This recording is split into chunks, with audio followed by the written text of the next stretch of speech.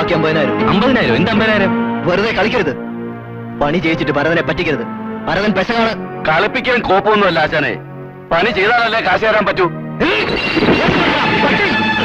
ഞങ്ങൾ പറഞ്ഞ പാർട്ടി ഇന്നത്തെ ട്രെയിനിൽ വന്നിട്ടില്ല. നാളെ വരത്തുള്ളൂ. പിന്നെ ഞാൻ തല്ലിയത് ഞങ്ങൾ പറഞ്ഞ ആളിനെ അല്ല. നിനക്കൊക്കെ ഇത് നേരത്തെ ഒന്ന് പറയാൻ പറ്റാത്തടാ.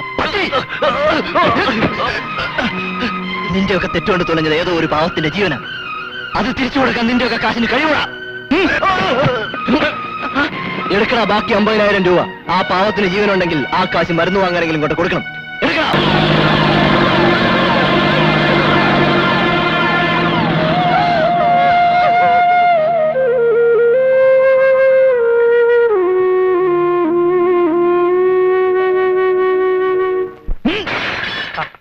ഓട്ടാശാനെ തെറ്റാർക്കാലും പറ്റും. ഇല്ല, പറ്റില്ല.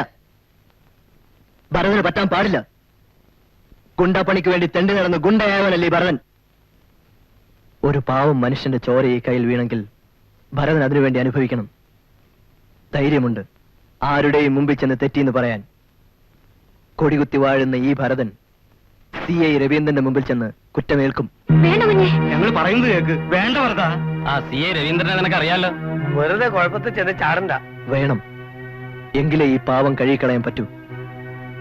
ഈ ഭരതന് ഇടിയും തൊഴിയും ഒന്നും ഒരു പ്രശ്നമല്ല. മനസ്സാക്ഷി അതാ വലുത്.